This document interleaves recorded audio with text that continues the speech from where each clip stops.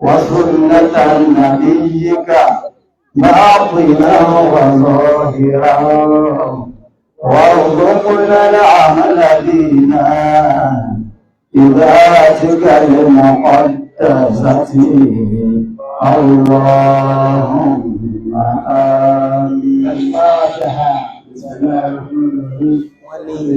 wọ́n ní súrà yìí láti kalẹ̀ lónìí ẹ wá bẹ̀rẹ̀ rẹ̀ wọ́n ti bẹ̀rẹ̀ yìí nígbà tí ìyá àṣàyàn wọ́n ní àwọn ìrẹsì sí yòókù dàgbẹ́ wọn àwọn yòókù travel.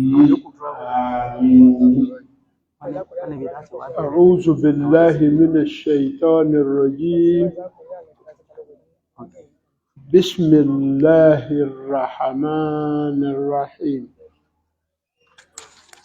اللهم صل وسلم وبارك وارحم وترحم على سيدنا ومولانا محمد حتى ترضى وإذا رديت حتى كانت ملء ما في علمك وزنته وعدده وحتى تعلمني أسرار حكمتك وتفهمني جوامد كلماتك وتحفظني جوامع كتابك وتفصيل آياتك بحفظ إنا نحن نزلنا الذكر وإنا له لحافظون.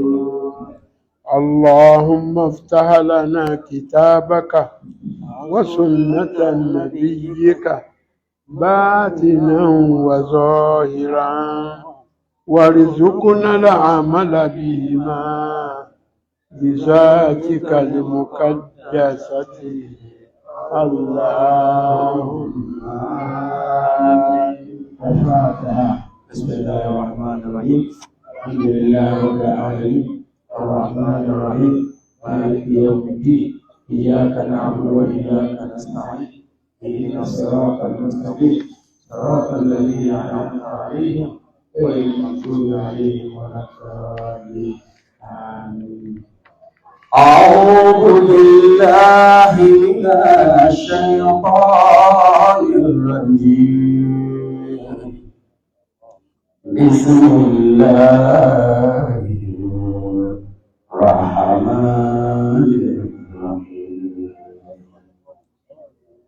وإذا قرأت القرآن فاستعذ بالله من الشيطان الرجيم.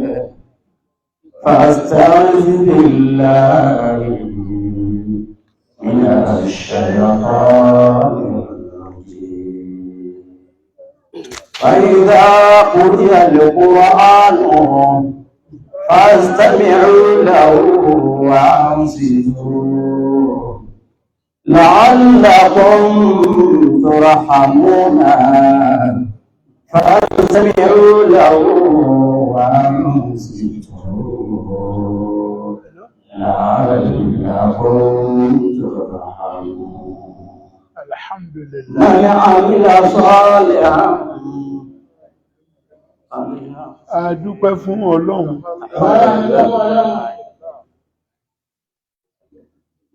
من عمل صالحا فلنفسه. من عمل صالحا فلنفسه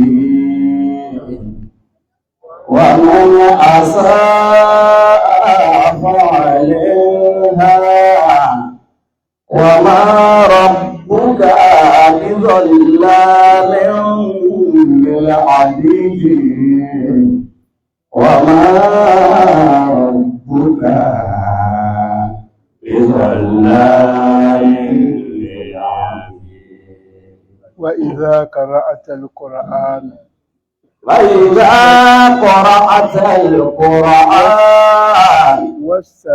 فاستعذ بالله من الشيطان الرجيم. فاستعذ بالله من الشيطان àyà yìí ó bá ń tá a fẹ́ ṣe lónìí mu púpọ̀. Aláyà yìí ọba tí a fẹ́ sọ lónìí púpọ̀. Ń tá a fẹ́ ṣe lónìí. Tá a fẹ́ ṣe lónìí ọba mi. Mo rò pé gbogbo àwa táwọn wá tàfsírì tá a gbé Kùránì lọ́wọ́ òǹkàlùkù wa ló gbé Kùránì ẹ̀ lọ́wọ́. Olúkúlùkù wa ló gbé Kùránì ẹ̀ lọ́wọ́. Bismillah wasta'is wa idha qara'ta al-Qur'an wasta'iz billahi minash shaitanir rajim. وإذا قرأت القرآن فاستعذ بالله من الشيطان الرجيم فاستعذ بالله من الشيطان الرجيم. Àṣé ó pa dandan fún wa Wọ́n ló ti dandan tún láti fún wa. ká wá ìsọ́rí lọ́dọ̀ èṣù. Àwọn àgbọ̀n lọ́dọ̀ Ọlọ́run nípa èṣù kọ́mọ̀tì ayé. Súrà tí a fẹ́ bọ́ sí lónìí Bàbá ní súrà tuntun làbẹ́ bọ́ sílẹ̀ dé. bá a ti máa ṣe é. Àti wọn ṣe. Àwọn ajánásì wa gbogbo tí wọ́n wà around Wọ́n ní àwọn ajánásì wa tí wọ́n wà láàrín. wọ́n ké gbogbo súrà náà fún wa lónìí. Wọ́n ní wọ́n tó gbogbo súrà náà fún wa lónìí. Bí ààyè bá wá wà Láyé bá wá wà. á bẹ̀rẹ̀ tútù kódà bó ṣe àyà méjì àbí. Abẹ́rẹ́ tuntun wọ́n sáyà kẹtí méjì yóò bá wá sáyé jẹ́ Yóò bá sáyé lógo tọlọ́hun pẹ̀lú ọ̀dọ̀ Ọlọ́run. ní ọ̀la Ní ọ̀la. á tọ̀ bó ti ṣe yẹ. Tuntun rẹ̀ wà lọ́kàn nínú ìyàwó ìjọba. Ọlọ́run kò wà. Tọ́ wá yára lọ́wọ́ jọrọ. بسم الله الرحمن الرحيم بسم الله الرحمن الرحيم Òǹkà Kùránì kò mọ̀. لام ميم الله لا إله إلا هو الحي القيوم نزل عليك الكتاب بالحق مصدقا لما بين يديه وأنزل التوراة والإنجيل وأنزل التوراة والإنجيل من قبل هدى للناس وأنزل الفرقان إن الذين كفروا بآيات الله لهم عذاب شديد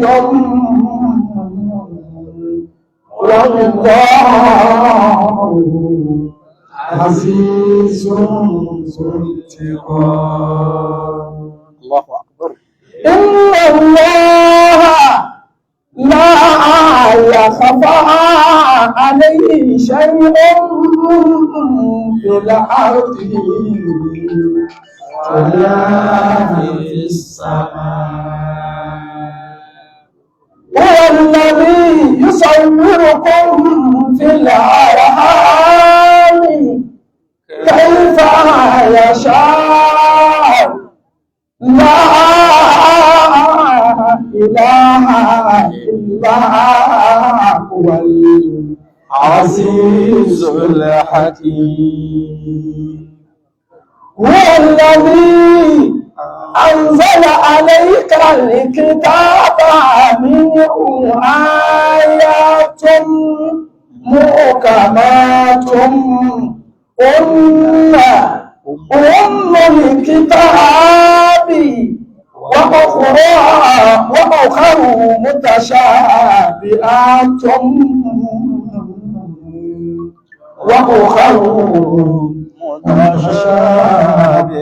متشابهات فأما الذين في قلوبهم زيغ فيتبعون ما تشابه منه ابتغاء الفتنة وابتغاء تأويله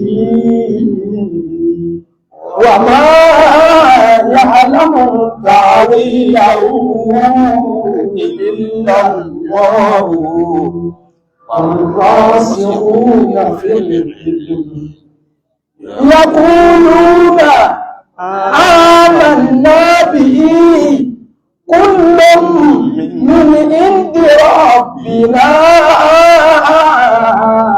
وما يذكر إلا أولو الألباب. ربنا لا تزغ قلوبنا بعد إذ هديتنا وهب لنا من لدنك رحمة إنك أنت الوهاب. ربنا إنك جامع الناس يوم لا ريب فيه إن الله لا يخلف الميعاد إن الله لا يخلف الميعاد. إن الذين كفروا لن تغني عنهم أموالهم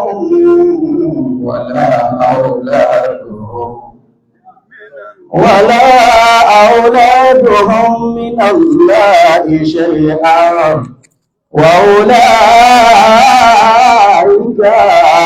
هم وقود النار كدأب آل فرعون والذين من قبلهم كذبوا بآياتنا فأخذهم الله بذنوبهم والله شديد العقاب. والله شديد العقاب. قل للذين كفروا ستغلبون وتحشرون إلى جهنم وبئس المهاد. قد كان لكم آية في فئتين تقطع فئة تقاتل في سبيل الله وأخرى كافرة يرونهم مثليهم رأي العين والله يؤيد بنصره والله يؤيد بنصره من يشاء. إن في ذلك لعبرة لأولي الأبصار. سجن للناس حب الشهوات من النساء والبنين والقناطر المقنطرة من الذهب والفضة والخيل المسومة والأنعام والحرث ذلك متاع الحياة الدنيا والله عنده حسن المآب. قل أنبئكم بخير من ذلكم للذين اتقوا عند ربهم جنات تجري من تحتها الأنهار خالدين فيها وأزواج مطهرة ورضوان من الله والله بصير بالعباد والله بصير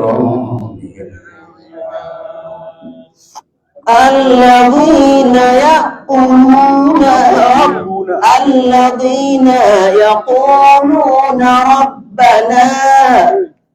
ربنا إننا آمنا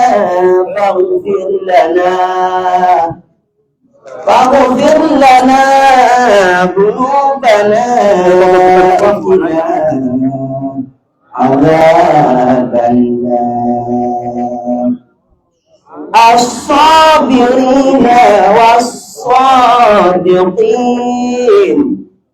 والقانتين والمنفقين والمستغفرين بالأسحار شهد الله أنه لا إله إلا هو والملائكة وأولو العلم قائما بالقسط لا إله إلا هو العزيز الحكيم إن الدين عند الله الإسلام وما اختلف الذين أوتوا الكتاب إلا من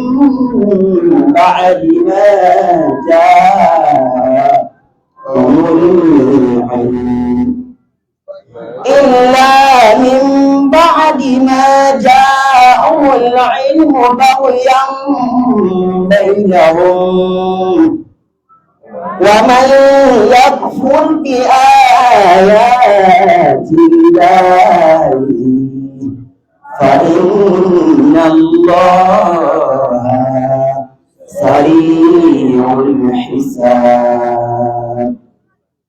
فإن حاجوك فقل أسلمت وجهي لله ومن اتبعني وقل للذين أوتوا الكتاب والأميين أسلمتم فإن أسلموا فقد اهتدوا وإن تولوا فإنما عليك البلاغ والله بصير بالعباد إن الذين يكفرون بآيات الله ويقتلون النبيين بغير حق ويقتلون الذين يأمرون بالقسط من الناس فبشرهم بعذاب أليم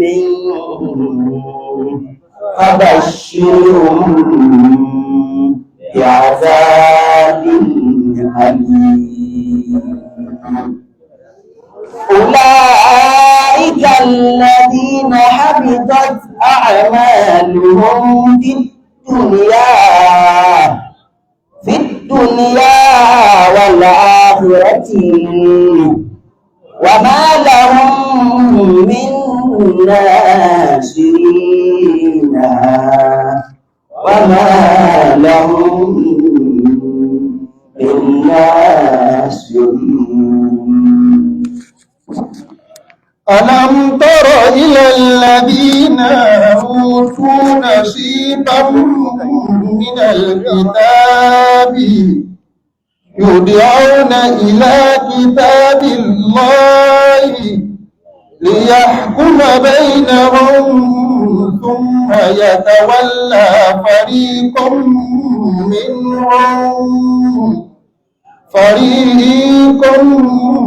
منهم وهم معرضون. ذلك بأنهم قالوا لن تمسنا النار إلا أياما معدودات وغرهم في دينهم ما كانوا يفترون. فكيف إذا جمعناهم ليوم لا ريب فيه ووفيت كل نفس ما كسبت وهم لا يظلمون. قل اللهم مالك الملك تؤتي الملك من تشاء وتنزع الملك ممن تشاء وتعز من تشاء وتذل من تشاء بيدك الخير إنك على كل شيء قدير. تولج الليل في النهار وتولج النهار في الليل وتخرج الحي من الميت وتخرج الميت من الحي وترزق من تشاء بغير حساب. لا يتخذ المؤمنون الكافرين أولياء من دون المؤمنين ومن يفعل ذلك فليس من الله في شيء إلا أن تتقوا منهم تقى ويحذركم الله نفسه وإلى الله المصير. قل إن تخفوا ما في صدوركم أو تبدوه يعلمه الله ويعلم ما في السماوات وما في الأرض والله على كل شيء قدير. يوم تجد كل نفس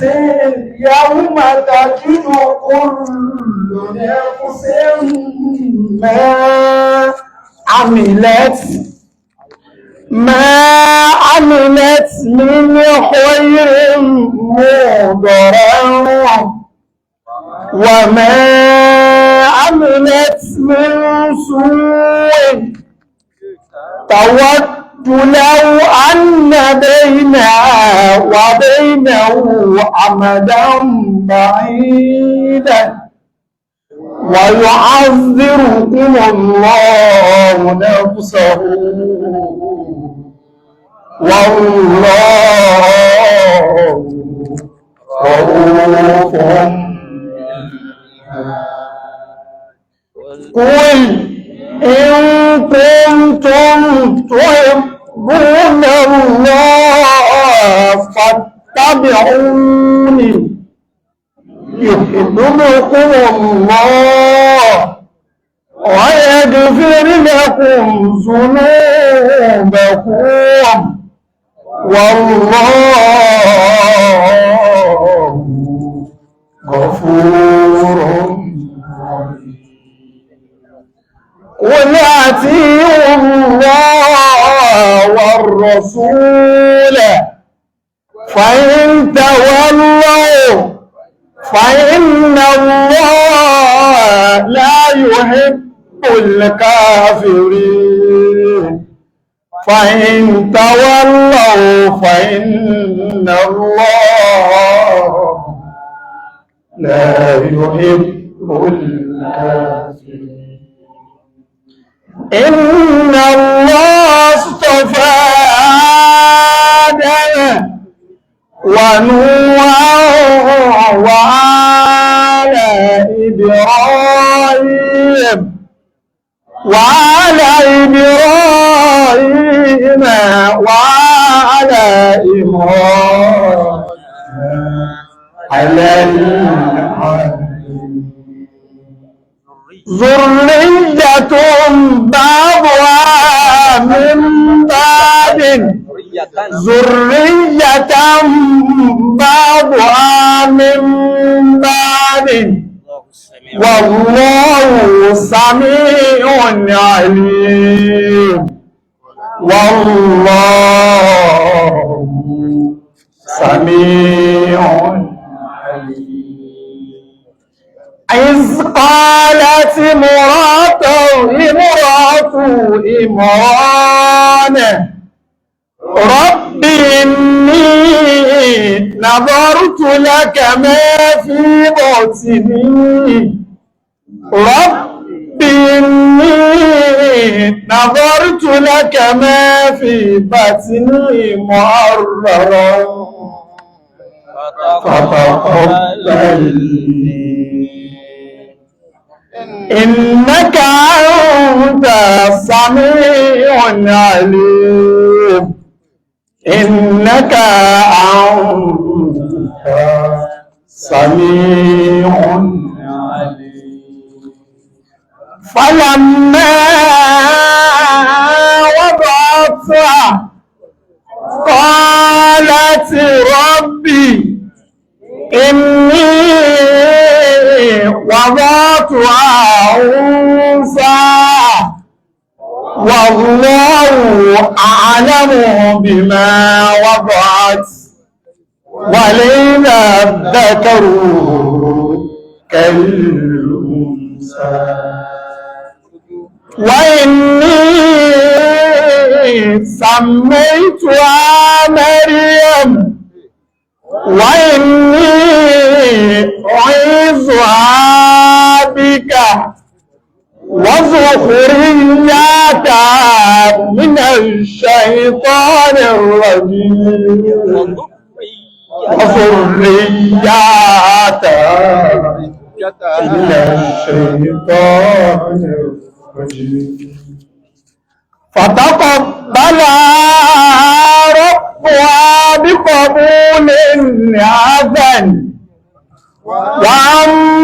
وأنبتها نباتا حسنا وكفلها زكريا كلما دخل عليها زكريا المحراب وجد عندها رزقا قال يا مريم أنى لك هذا قالت هو من عند الله إن الله يرزق ما يشاء بغير هنالك عدا زكريا ربه قال ربي هب لي من لدنك ذرية طيبة إنك سميع الدعاء فنادته الملائكة وهو قائم يصلي في المحراب أن الله يبشرك بيحيى مصدقا بكلمات من الله مصدقا بكلمات من الله وسيدا وحصورا ونبيا من الصالحين ونبيا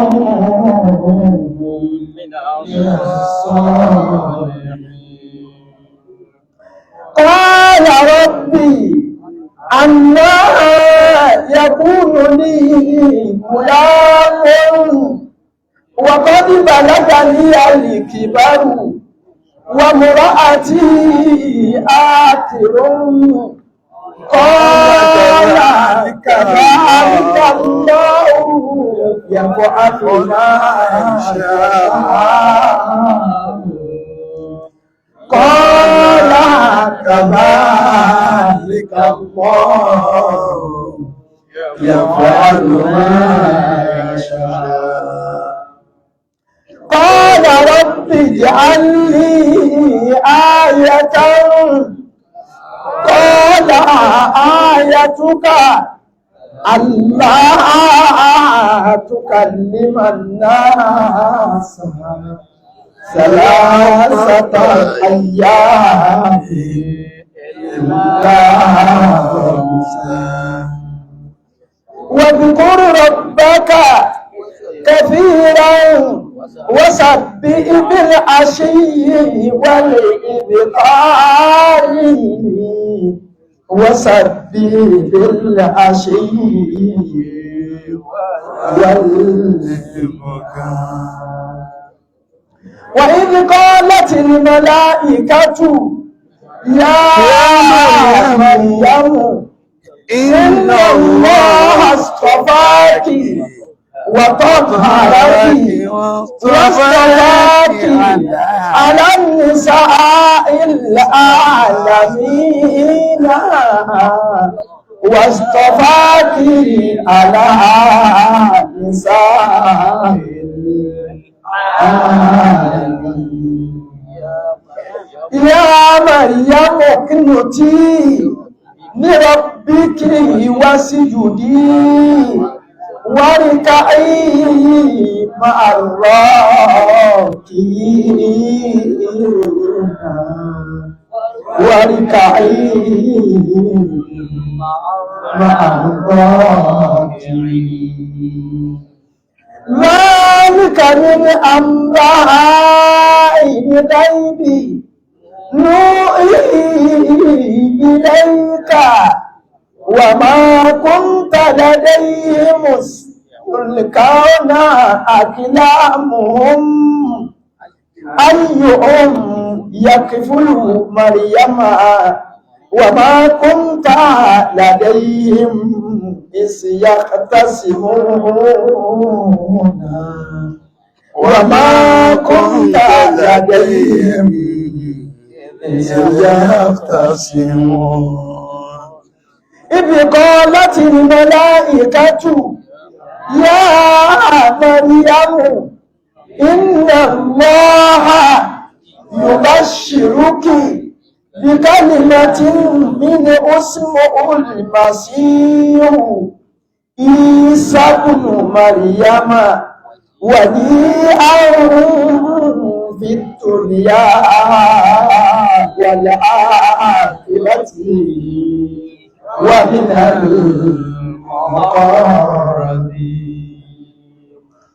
ويكلم الناس في المهدي الله أكبر. وكهلا ومن الصالحين.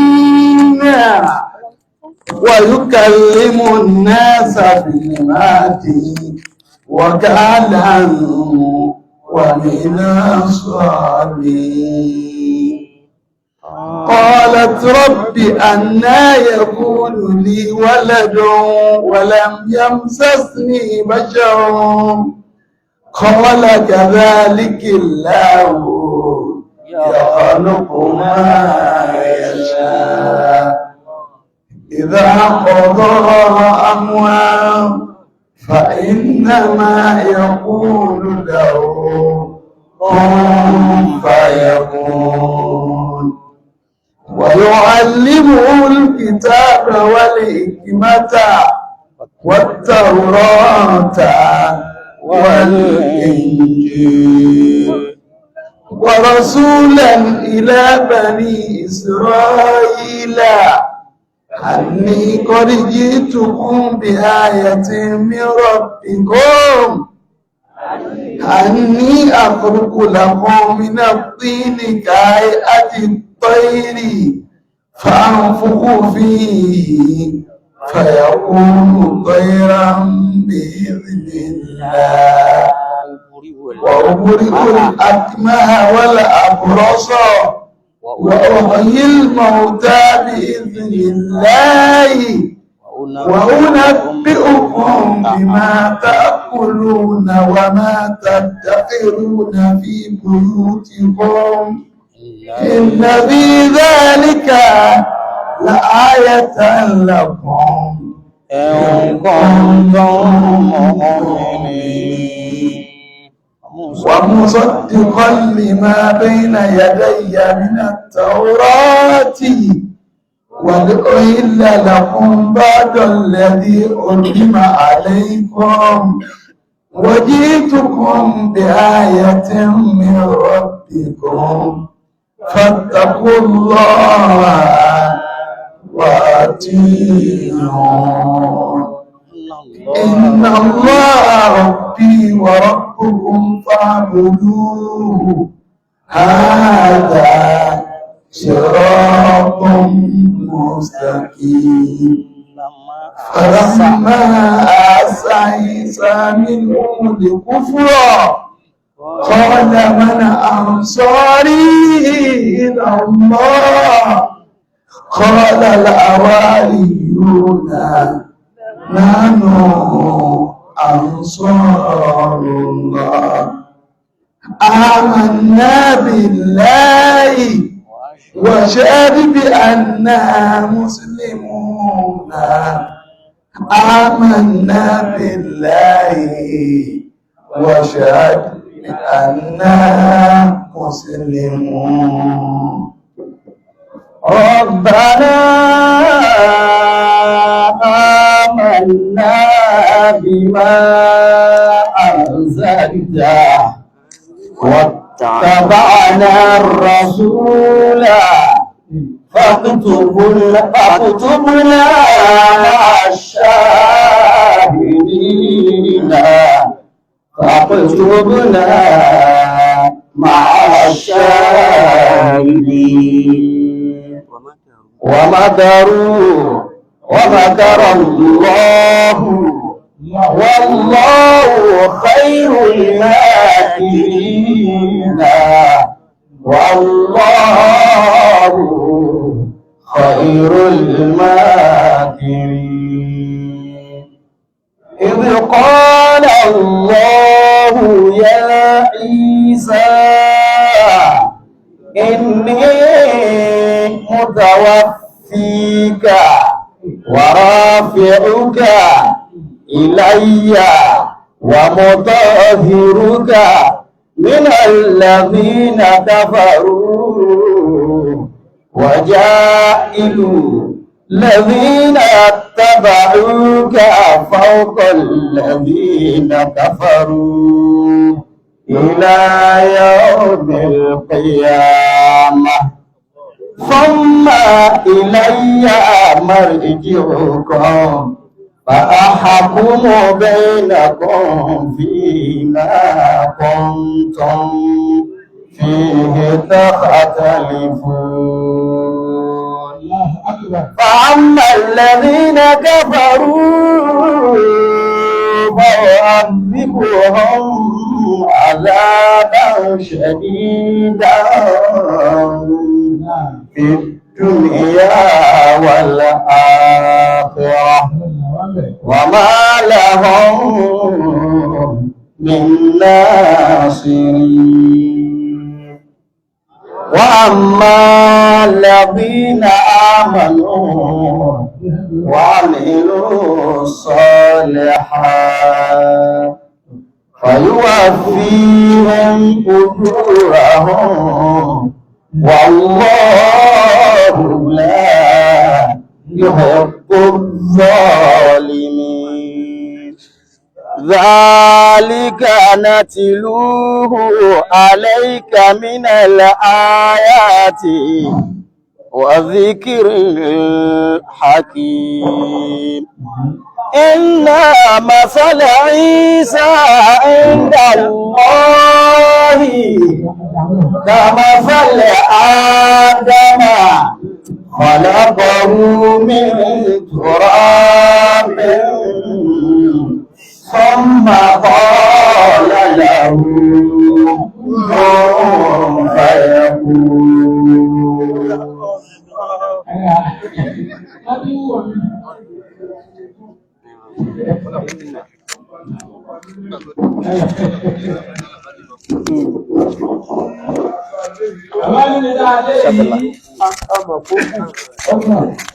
Ó lápẹẹrẹ. Ọlọ́pẹ̀rẹ̀ kíkà dé. Lágbára Ọlọ́run. Bàbá mi ní ẹ̀dọ̀ Ọlọ́run. Àmọ̀dí Adé. Ọlá àmọ̀dí Adé. Lọ́la. Lọ́la insha Allah. Bàbá ní ká tú díẹ̀ ń bẹ̀. Bàbá ní bàbá ní ká tú díẹ̀ ń bẹ̀. Á tún padà. Ó wù mí ká kejá. Bàbá ní ó wù wá ká kejá. Àmọ́ ká má ṣàláì sọ nǹkan kan lónìí. Àmọ́ ká má ṣàláì sọ gẹ́gẹ́ lónìí ẹ̀kọ́ á fẹ́ sísí. Ẹ dákun ẹ má bínú. Kódà bó bá ṣe pé áyà 5 náà la rí kiri. Ẹ má bínú. Allah alif lam mim Allahu la ilaha illa huwal hayyul qayyum. Alif Lam Mim ó jẹ́ mẹ́ta. Àwọn àràfin mẹ́tẹ̀ẹ̀ta yìí Ọlọ́run ló mọ tó gbà lérò àwọn àfáà wọ́n gbìyànjú púpọ̀ àmọ́ ibi tí a wá tí gbogbo wa wá padà fi àbọ̀ rẹ̀ sí ìmọ̀ rẹ̀ owó Ọlọ́run ló wà. Allahu la ilaha illa huwal hayyul qayyum. Allahu la ilaha illa huwal hayyul qayyum. Ọlọ́run ọba tí ò sírú ẹ̀. Ọlọ́run ọba tí ò sírú ẹ̀. Òun nìkan ni. Òun nìkan ni. Òun ni ọba tí ọba alààyè. Alààyè ni. Ọlọ́run èsòkú. Kò tí ẹ̀ mọ́ tí ń jókòó. Ààyè ni Al-Qayyum ẹni tó dá wa. Olùdáni. Kìí ṣe pé èèyàn nìkan ló dá. Ó dá ẹranko. Àwòrán ṣépù tó sì wù ú. Àwòrán bó ti ṣe wù ú ló dá. Nazzala alayka al-kitaba. Nazzala alayka al-kitaba bil-haqqi musaddiqan مصدقا àfáwà dúó níbi bilhaki نزل عليك الكتاب بالحق ọlọ́run ń bá nábì sọ̀rọ̀ dáyẹ́ pé àwa ọlọ́run a sọ tírà náà kalẹ̀ fún ọ بالحق pẹ̀lú òótọ́ àwa ọlọ́run la sọ alukùránù kalẹ̀ fún ọ in tí ń sọnù وصدقا لما بين يديه وأنزل التوراة والإنجيل musaddiqan bima bayna yadayhi àwọn kan ti ṣáájú rẹ̀ àwọn tírà kan ti ṣáájú wọ́n ti ṣáájú alukùránù àwọn lọ́lọ́run rí fáà sí ní wípé àwọn tírà yìí o wọ́n ti ṣáájú kùránì èmi ọlọ́run mo sọ wọ́n لما بين يديه وأنزل التوراة والإنجيل àwa ọlọ́run àwa náà la sọ tàwùrátà báyìí àwa la sọ wálé ìnjílà book of Moses tírà àti ànábì Musa àti tànábì Isa àwa ọlọ́run la sọ kalẹ̀ ń túmọ̀ sí wípé àwọn tírà kan gan wọ́n tún ṣáájú àwọn eléyìí tírà ànábì Ibrahim ṣáájú ẹ̀ Sufi Ibrahim ló ṣáájú ti Musa okùn ti ànábì Isa okùn tàwọn ànábì míì okùn Kùránì min qablu hudan linnasi من قبل هدى للناس وأنزل الفرقان ó ti kọjá bí mo ti fẹ́ min qablu hudan linnasi àwọn tírà wọ̀nyí tá a sọ̀kalẹ̀ yìí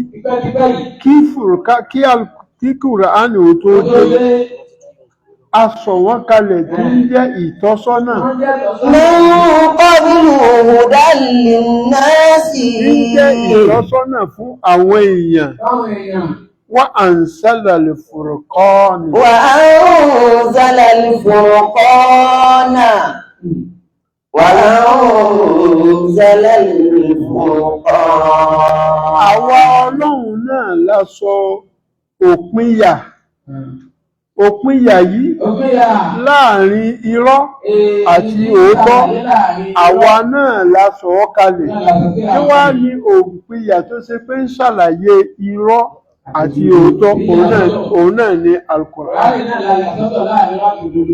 wa inna alladhina kafaru إن الذين كفروا بآيات الله لهم عذاب شديد لهم عذاب شديد dájúdájú àwọn tí wọ́n ya pòkí tí wọ́n ya gbègbèrí sí àwọn àmì ọlọ́run lahun azabun shadidun ìyà tó le kókó á fi jẹ wọ́n wallahu azizun sultikam والله عزيز ذو انتقام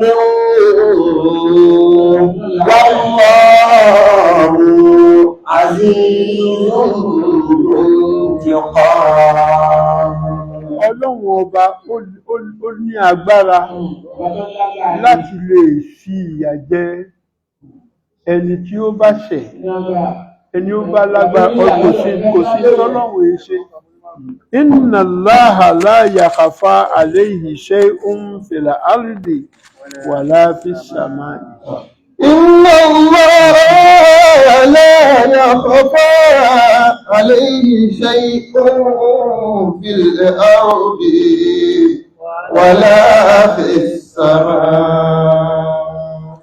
àwa Yorùbá a máa ń pòwe kan wọ́n lẹ́ni ó ta fà sókè tó wá yí odó borí bọ́ba yí ò rí ọ̀run wọ̀ Ọlọ́run kọ̀ǹfàmù rẹ̀ fún wa ní Ọlọ́run sọ fún wa pé kò sí nǹkan kan tó pamọ́ fún òun لا يخفى عليه شيء في الأرض ولا في السماء. kẹ́ ẹ ṣe gbogbo ohun tó bá wù yín lérí ilẹ̀ Ọlọ́run rí kẹ́ ẹ wá lọ sánmà gbogbo ohun tí ń jẹ́ sánmà àwọn sánmà kẹ́ ẹ lọ ṣe tó wù yín bẹ́ẹ̀ Ọlọ́run wò ní orí àdéhùn àyà 5 tí mo ṣe fẹ́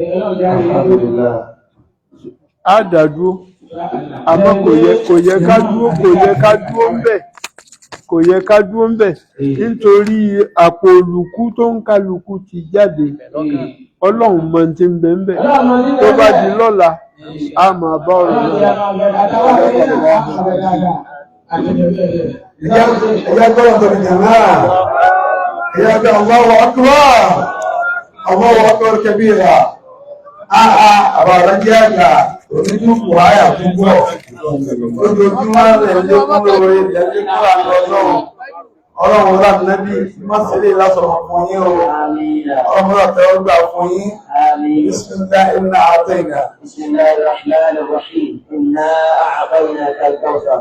Fasalli li rabbika wanhar. Inna shani'aka huwal abtar. Gẹ́gẹ́ bí ìṣe àbáráyà tí mo 2000 naira alọ́ àdúrà ọlọ́ba àgbàdúrà ìkàlẹ̀ bàbá Musahidu dín Allahu Akbar like father like son bí àbá àtẹ̀tọ̀ ajáde ti ń náà nù àwọn náà 1000 naira ọlọ́ba àgbàdúrà.